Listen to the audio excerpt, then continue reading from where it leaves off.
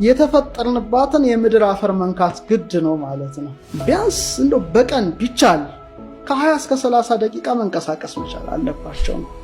የማይታይ ረቂቅ የሆነ ሰማያዊ የመለኮታዊ ጸጋ ምድር ላይ ያርፋል ማለት ነው። ጫማህን አውልቅ ሲባል ትዕቢት ሊሆን ይችላል፣ መጥፎ ስራዎች ሊሆን ይችላል። ያንን ሁሉ ትተግባ ነው። ሁለተኛ ነገሥት 5 ላይ እና ንዕማን የሚባል የሶርያ መኮንን 2 የበቅሎ ጭነት አፈር ስጠኝ አለ። ስለዚህ እግዚአብሔር በረድኤት የሚገለጥባቸው ቦታዎች አሉ ማለት ነው። አንድ ፊደል ቢጎድል ከዲኤንኤ ሰው በዊልቸር ይሄዳል ብለን 7 ኦክቲሊየን ሳተም ይህን ያህል መጠን ያለው ሰው ጤና ለመሆን ባላንስ ፍሪ ኤሌክትሮን ነው የምትረግጠው። ለምን ረግጣለሁ ትለኝ እንደሆነ ብዙ ህመሞች እያጠቁን የመጡት ከዚህ የተነሳ ነው። እግዚአብሔር ይላል ለሰዎች 3 ሀብት ሰጠ። አንደኛው ፀሐይ ነው፣ ሁለተኛው አየር ነው፣ ሶስተኛው መሬት ናት። ከምድር አፈር ስለሰራን የተፈጠርንባትን የምድር አፈር መንካት ግድ ነው ማለት ነው። መሬቱን ማለት ነው። በጣም ወሳኝ ነገር ነው። ለምሳሌ በመንፈሳዊ አውድን እንየው፣ በስጋው አውድን እንየው፣ በሳይንሱ ምልከታ እንመልከት። 3 ቦታ እንከፋለን። ለምሳሌ የተቀደሱ ቦታዎች ጋር ስትሄድ ጫማህን ከእግርህ ታወጣለህ። በባዶ እግርህ ነው የምትገባው። ምንድን ነው የምትገባው? ለምሳሌ ሙሴን የተቆምክባት ምድር የተቀደሰች ናት፣ ጫማህን ከእግርህ አውልቅ። ኢያሱንም በተመሳሳይ 5ኛው ምዕራፍ ላይ ይመስለኛል አውልቅ ይለዋል እና ያውልቃል ነው።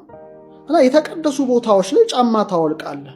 ምክንያቱም ያ ቦታ በጣም ሳክሪድን የተቀደሰ ነው።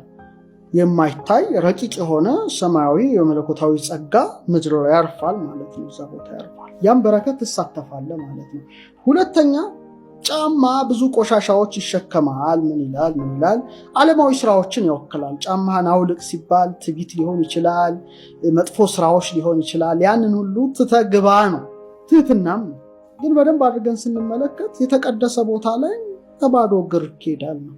ስለዚህ ቦታው ጭምር ይቀድስሃል ነው፣ ይነካሃል ማለት ነው። ከምድር አፈር እኮ ነው የተገኘው ነው፣ ይነካሃል። በረከቱም ኃይሉን ታገኛለህ ነው።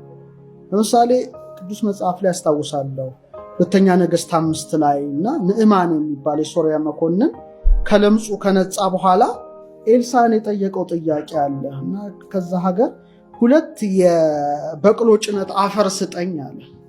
ፈቀደለት፣ ይዞት ሄዷል ማለት። ስለዚህ አፈር የተለየ ሳክሪድ ነገር ያለበት ቦታ፣ ምሳሌ እግዚአብሔር ጸጋ የሚሰጥበት ቦታ ሰዎች ጫማቸውን አውልቀው ይገባሉ።